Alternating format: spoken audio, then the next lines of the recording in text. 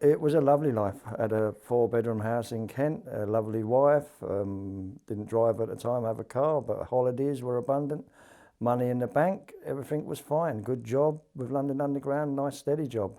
Looking forward to the future, looking forward, no problems at all. We just grew apart, me and the wife. We're still very good friends to this day, but we just fell out of love. If you can say that's what it was fell out of love.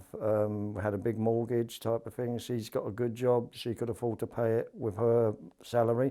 I couldn't with mine. So basically what I thought, no problem.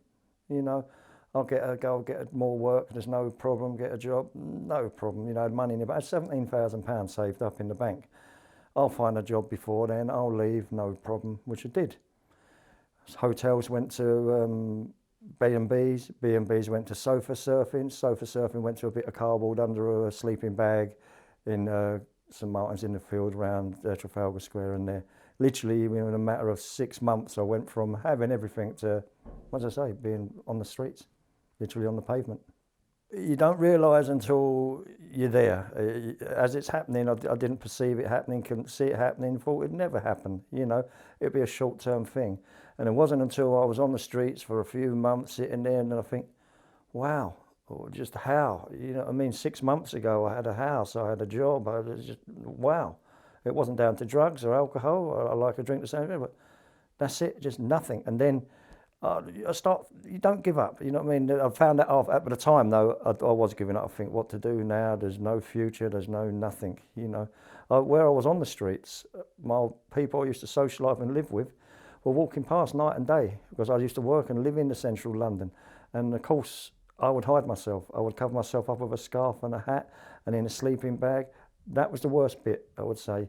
Getting into that sleeping bag at night when people were watching you, all pointing, all nudging one another, and then getting out in the morning when you had to fold it up and walk away. And that all happened in a matter of 6 months. The reason it stopped me reaching out was because, as I say, the life I did have 6 months prior to that was brilliant. Not a care in the world, not a worry. I had friends and they see how good, how things, and all of a sudden I've got nothing. And I didn't want them to see me in that position. I didn't want to see just how low. Even after 18 months when I told the ex-wife where I was and what I was doing, and I told her that she'd probably walk past me, she couldn't believe it. She just could not believe it. But just couldn't perceive it happening. You become a loner. You get very lonely. It's shame. It's insecurity.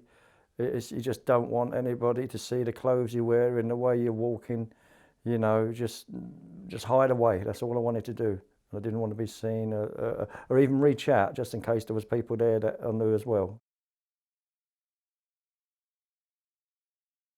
I was actually taken into St Martin's in the Field, but they only take you in for 4 nights at a time. And of course, sleep on a sleeping bag, look at a bit of cardboard every night. And then some outreach workers approached me and said, have I heard of a place called No Second Night Out in London, which I was sent to, which is in Camden. Same sort of thing, homeless, but you was allowed to stay in.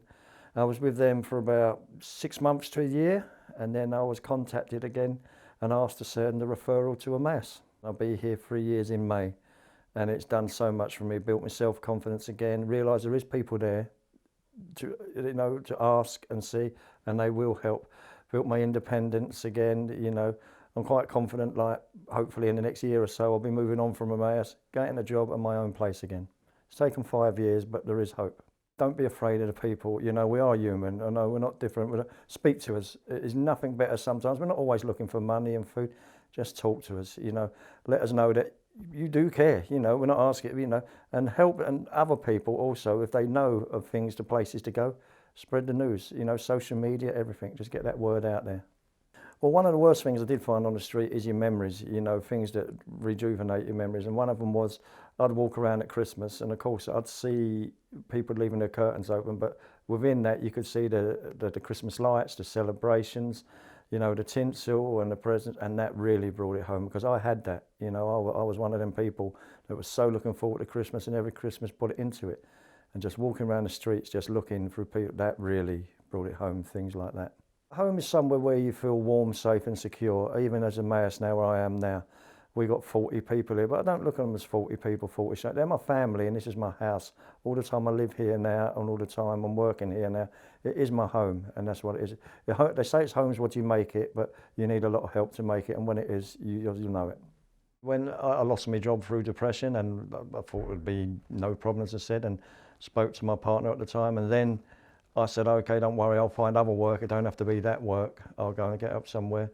And then when I couldn't find work and the money was running out, then you just realise there's no one to turn to. I could have turned to people, but I just didn't want them to know where I was or what I was doing. You always got it, something will happen, you'll get sorted, don't worry about it, there's something will turn up. And it never did turn up until Emmaus turned up.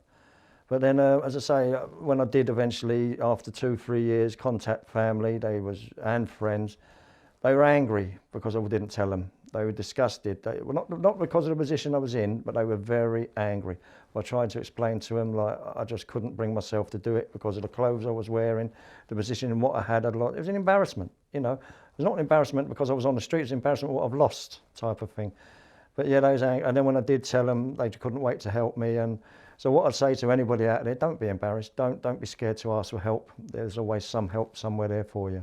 I've got a daughter. I didn't ever let her know that I was homeless. And even all the times I told her I was just working away, working abroad, because I couldn't see her, come and see her.